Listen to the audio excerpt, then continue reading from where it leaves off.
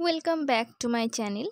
আজ আমি এই ভিডিওতে ভিপিআরপি অ্যাপসে কিভাবে এন্টাইটেলমেন্টের কাজ করা হবে সেটি দেখিয়ে দেব।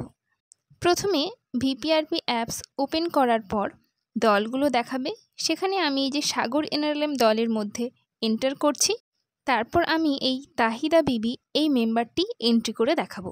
চলুন, এখানে এজ আগে থেকেই দেওয়া রয়েছে। হেড অফ হাউস হোল্ডে যদি আমরা ফ্যামিলি মেম্বারে ক্লিক করি তাহলে আমাদের হেড অফ যে হাউস হোল্ড সেই সদস্য ছাড়া অন্য কেউ থাকলে তার নামটা দিতে হবে। আর সেলফে ক্লিক করে আমরা যদি ওয়ার্ড নাম্বারে চলে যাই, ওয়ার্ড নাম্বার যেটা আমার এখানে 5, তাই আমি ওয়ার্ড নাম্বার দিয়েছি এবং ওয়ার্ড নেম যেটা গিরিধারপুর সেটা দিয়েছি। ফরেস্ট রাইটস অ্যাক্ট বেনিফিশিয়ারি এটা আমরা নো করব। দেন সিলেক্ট করে এখানে আমরা নান করে নেক্সট করব। নেক্সট করে আমরা পরের পেজে চলে যাব। এখানে এসে আমরা দেখতে পাবো যে do you have access to the following schemes. এখানে জানতে চাওয়া হয়েছে ওই পরিবার সরকারের তরফ থেকে পাওয়া কোন কোন সুবিধাগুলো পেয়ে থাকে। জব কার্ডে আমি ক্লিক করলাম কারণ ওই পরিবার জব কার্ড পেয়েছে। তারপর রেশন কার্ডে এখানেও আমি চেকবক্সে ক্লিক করলাম কারণ রেশন কার্ড রয়েছে। যে চেকবক্সগুলি আমি ছেড়ে চলে যাচ্ছি সেই সমস্ত সুবিধা ওই পরিবার পায়নি। এরপর এখানে আমরা দেখতে পাচ্ছি রূপশ্রী, স্বাস্থ্যসাথী। রূপশ্রীও তারা পায়নি, স্বাস্থ্যসাথী পেয়েছে, তাই আমরা স্বাস্থ্যসাথীতে ক্লিক করব। দেন একবার দেখে নেব কী কী করলাম, তারপর সাবমিট করে ওকে করে আমরা পরের পেজে চলে যাব। এইভাবে পরপর প্রতিটি মেম্বার আমরা এন্ট্রি করে নেব। একটি দলে যতগুলি মেম্বার আমাদের এখানে থাকবে 10টি হতে পারে, কোনোটা 9 বা 11ও হতে পারে।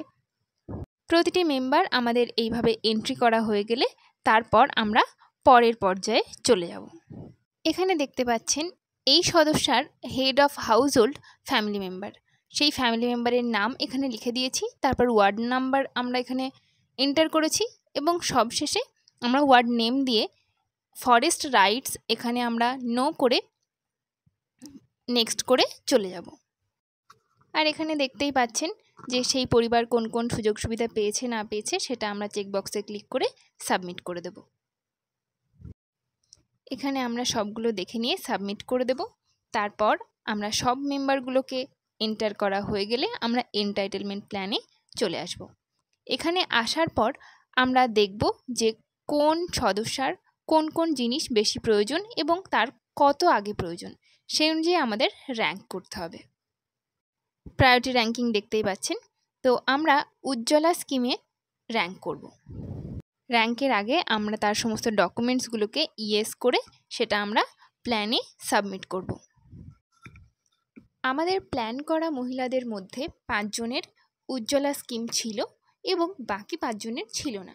যে 5 জনের ছিল না আমরা তাদের সেই ডকুমেন্টসগুলো দেখে চেকবক্সে ক্লিক করে আমরা সাবমিট করব এবং সবগুলো সাবমিটেড হয়ে গেলে তারপর আমরা আসব র্যাঙ্কিংয়ে। দেখতেই পাচ্ছেন যাদের আগে থেকে রয়েছে তাদের প্ল্যান অলরেডি সাবমিটেড দেখাচ্ছে। এবার আমাদের সমস্ত প্ল্যানগুলো করা হয়ে গেলে আমরা র্যাঙ্কিংটা করে নেব। প্রায়োরিটি র্যাঙ্কিংয়ে এসে আমরা র্যাঙ্ক বসাবো এবং এই র্যাঙ্ক বসানোর পর আমাদের রিজনও দিতে হবে যে কেন আমরা সেই পরিবারকে আগে দিতে চাইছি বা কেন আমরা চাইছি যে সেই পরিবার আগে পাক। তার রিজনটা আমরা সিলেক্ট করে তারপরই র্যাঙ্কিংটা করব।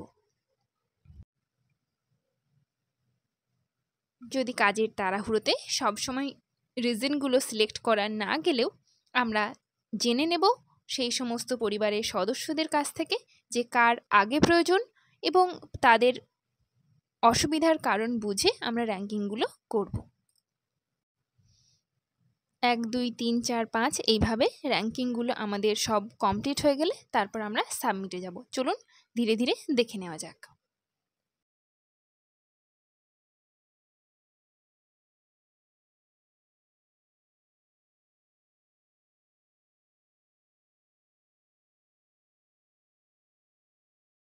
র্যাঙ্ক আপডেট সাকসেসফুলি হয়ে গেলে তারপর আমরা পুরোপুরি প্রোফাইলটা কমপ্লিট করে ফেলব। দেখতে পাচ্ছেন।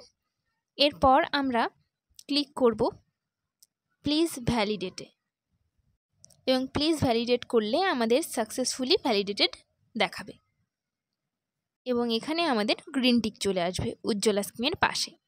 আমরা দেখতে পাচ্ছি আর আমাদের সেভাবে কোনো প্ল্যান করার নেই, অন্তত এই দলের ক্ষেত্রে। তাই আমরা এটিকে সাবমিট করার পর্যায়ে চলে যাব। দেখতে পাচ্ছেন এখনও সাগর এনআরএলএমের পাশে ব্লু টিক আসেনি। সাবমিট করতে গেলে আমাদের 3 ডটসে ক্লিক করে সাবমিটেড এন্টাইটেলমেন্ট প্ল্যানে এখানে আমাদের ক্লিক করতে হবে টু ভিউ।